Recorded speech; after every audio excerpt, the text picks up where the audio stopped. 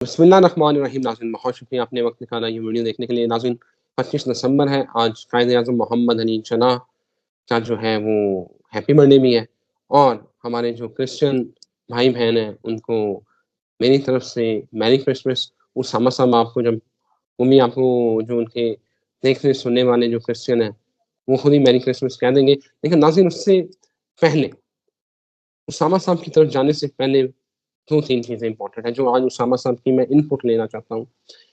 मुज़ाकरात हुकूमत की और पीटीआई के हो रहे हैं। मुतालबात चार्टर ऑफ डिमांड 2 जनवरी को रखा जाएगा। इमरान खान ने कहा है कि सिविल नाफरमानी की कॉल चलती रहनी चाहिए। आखिर ये कौन-सा प्रेशर था कि एकदम मुज़ाकरात की टेबल पर हुकूमत आ गई, जो पहले बात भी नहीं करना चाहती थी। उस वक़्त जो रिचर्ड ब्रेनन है, उसकी तरफ से जो बम्बार्डमेंट हो रही है, उसके बाद हमारी जो ताकतवर हल्के हैं, वो ख़ासे परेशान हैं। 20 जनवरी को ट्रंप का हल्फ़ है, उससे पहले क्या डेवलपमेंट होनी है? ये सबसे बड़ा अहम सवाल है। और क्या ट्रंप इमरान खान को तकरीब हल्फ़बरदारी में आने के लिए कोई दावतनामा दे सकता है? और कल जो बुशरा बीबी की और इमरान खान की 1 घंटा मुलाकात रही है, वो बड़ी इम्पोर्टेंट थी। बहुत सारी खबरें हैं, लेकिन इस सिनेरियो क्या बनने वाला है? ये जानते हैं मोहम्मद उसामा अली। आप इनको बड़ी अच्छी तरह से जानते हैं, पूरी दुनिया में ये देखे और सुने जाते हैं। एस्ट्रोलॉजर हैं, बिज़नेस कंसल्टेंट हैं, रिलीजियस स्कॉलर हैं। उसामा साहब, एक तो रिचर्ड जो है ग्रेनल है या क्या नाम है उनका एग्ज़ैक्ट प्रोनंसिएशन, वो आप ज़रा बता दीजिएगा। He is not coming slow. और दूसरा, ट्रंप की जो इंतज़ामिया आने वाली है, उसको लेके पाकिस्तान में खासी तशवीश है कि ये हम क्या कर बैठे हैं। इन्होंने उजलत में रिचर्ड के खिलाफ ट्रेंड भी बना दिए, मामलात भी उठा दिए। अब आपको लगता है कि ये सारा गंद समेट पाएँगे? जी, बहुत शुक्रिया आपका। बिस्मिल्लाहिर्रहमानिर्रहीम, अल्हम्दुलिल्लाहि रब्बिल आलमीन, अल्लाहुम्मा सल्लि अला मुहम्मद व आले मुहम्मद। तमाम जितने भी क्रिश्चियन कम्युनिटी को मैरी क्रिसमस। और दूसरी बात ये है कि इसमें हम अपना अकीदा बड़ा वाज़ेह कर लें कि हम हज़रत ईसा अलैहिस्सलाम को मानते भी हैं आपसे ज़्यादा आपसे ज़्यादा और आपसे ज़्यादा उनके इंतज़ार में भी हैं। और हम ज़्यादा एक्टिवली वेटिंग फॉर हिम। तो डेफ़िनेटली उसके बाद और इसमें जो भी उनकी ये जो ख़ुसूसन जिस वजह से अमूमन तफ़रक़ा डाला जाता है बैनुल मज़ाहिब के दरमियान में, वो एक आयत है जिसमें से वली का मतलब इन्होंने ना अली को वली से बचाने के लिए मतलब बदल दिया, उधर दोस्ती लगा दिया कि उधर अली उन वलीउल्लाह का मसला आ जाएगा तो इसलिए दोस्त, वली का मतलब दोस्त। तो फिर वो करना पड़ गया कि यहूद और नसारा तुम्हारे दोस्त नहीं हो सकते। लेकिन अगर वहाँ सरपरस्त लगा देते, तो फिर यहाँ आयत में होना था कि यहूद और नसारा को सरपरस्त ना बनाओ। दोस्ती से इनकारी नहीं है, जो अमूमन एक कॉन्सेप्ट नफ़रतें डाली जाती हैं।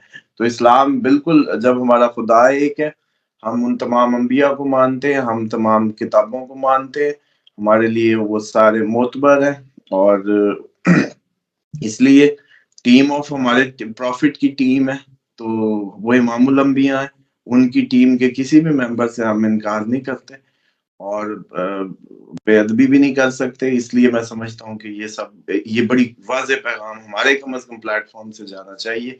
हाँ, बल्कि सोचना इनको चाहिए कि ये जिसको कहते हैं कि हमें स इनके अगेंस्ट या ये हैं हमारे अगेंस्ट, हम नहीं हैं। अच्छा जी, अब आ जाएँ कि ये जो सूरत-ए-हाल है अगली जो आपने रिचर्ड की बात की, वो रिचर्ड ग्रेनल ही है। लेकिन रिचर्ड काफ़ी काफ़ी है रिचर्ड कहना भी, इतना कौन-सा कोई अल्लाह माफ़ करे कोई हमने बाकियों के पूरे-पूरे ही नाम लिए हैं तो तो बाकी ये है कि सूरत-ए-हाल ये है कि ऐसा कुछ भी नहीं होना। जो माहौल बन रहे हैं मतलब मिसाल के तौर पे हलफ़-बर्दारी अ हलफ़-बर्दारी क्या दावतनामा इमरान खान को आता है या नहीं आता? आ सकता है। इमरान खान को काफ़ी देखें हम पहले ही बता रहे थे कि बैरूनी मदद आएगी जब राहु की विषमोत्री दिशा होगी। लेकिन साथ ही ये भी कहा था धोखा भी पड़ेगा। तो इस टाइम वो धोखा भी साथ ही है, बाहर की मदद भी साथ ही है, खिचड़ी कट्ठी पकी हुई है। उसके बाद बात जहां जा रही है वो ये है कि टाइम गेन करना है जितना भी मिल जाए। और जैसे एक होता है ना कि अपनी बात पूरी करने के और अपनी बातों के बात के चक्कर में वो सारा आगे का आगे किया जा रहा है मामलात को, ताकि वक्त से आगे धकेल के देखा जाए, शायद कुछ निकल आए, शायद कुछ निकल आए।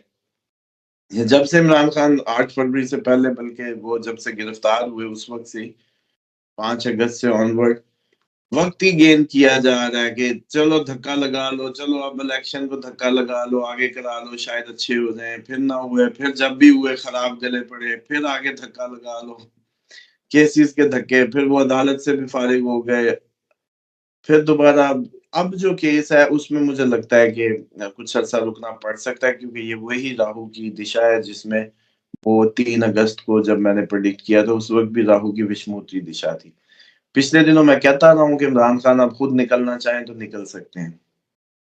अच्छा जी, दूसरी अब बात की तरफ आए कि जो गवर्नमेंट का सेटअप है या जो गवर्नमेंट की जो ये सारी वो बनी है मैकेनिज्म, इनकी पूरी कोशिशें हैं सिर्फ वक्त को देखें, वो जैसे कहते हैं ना बच्चों की तरह डिले कर करके शायद यूं हो जाए, शायद यूं हो जाए। याद है मैंने कहा था कि वो आटा गूंदना गूंदना किसी ने पहली दफा अगर कोई एक्सपीरियंस हो, मेरा एक एक्सपीरियंस है यूके की लाइफ में, बस गूंदना शुरू जो किया आटा गूंदना तो वो फिर खत्म ही ना हुआ, फिर समझ ही ना आए, करते जाओ भी और बढ़ाते गए, एंड पे पता चला भी अब फेंक ही दो आटा तो खराब हो चुका है।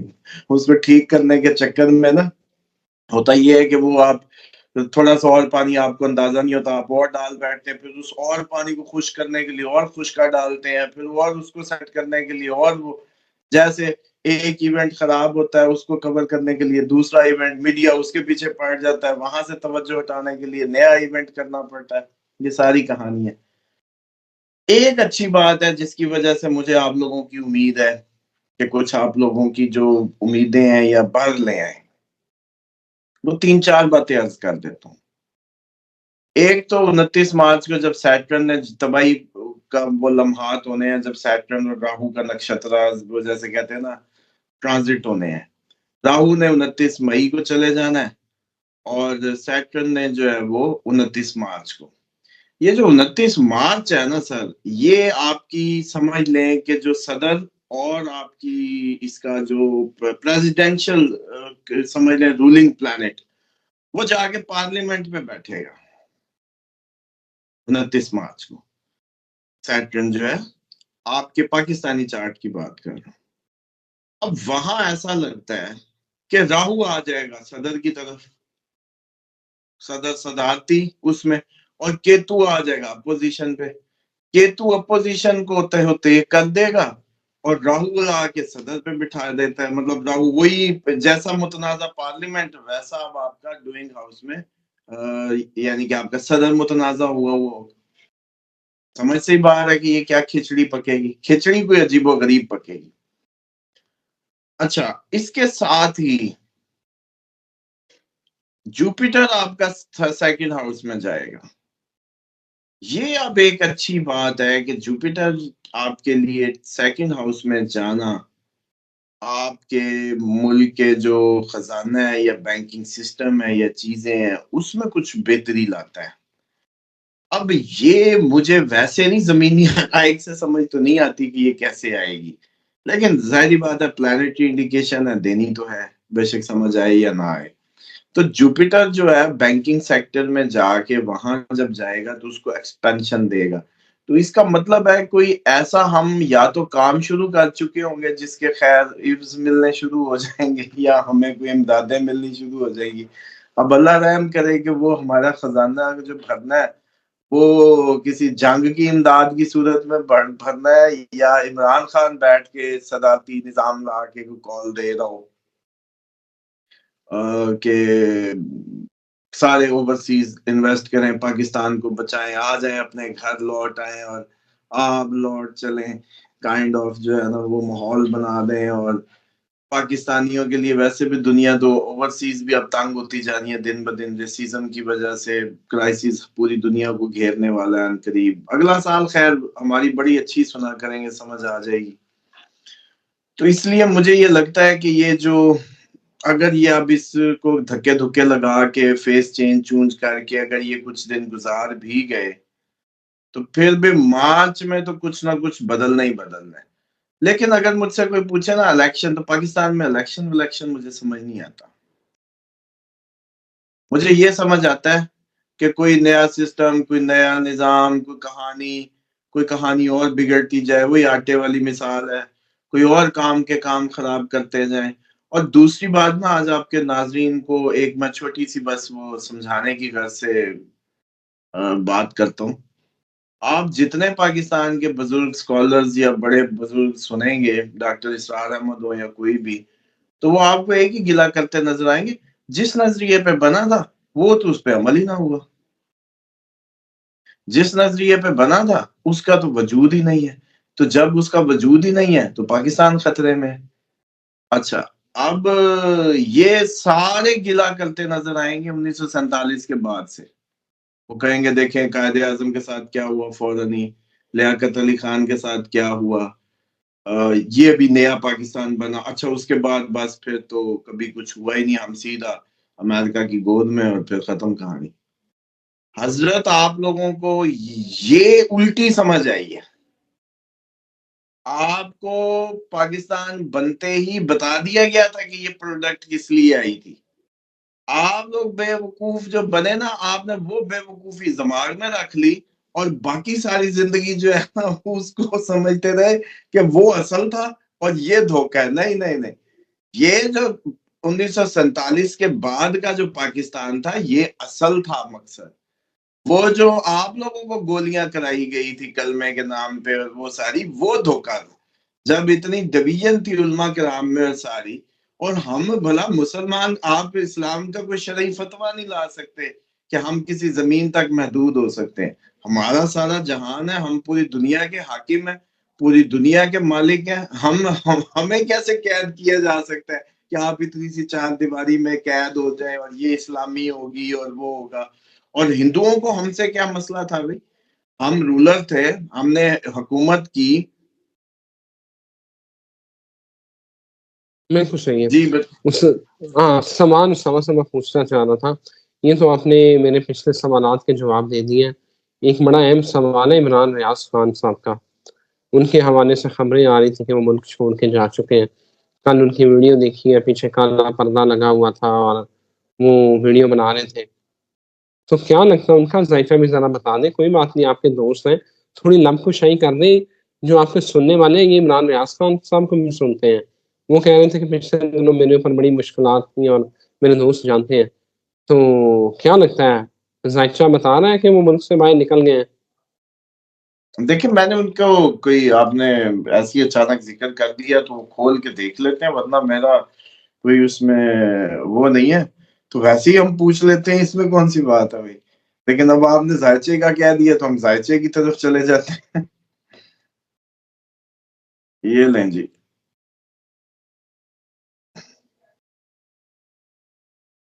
अब वो नाराज़ ना हो जाए कि भई अब आपने जो है ना मेरा ज़ायचा खोल दिया है।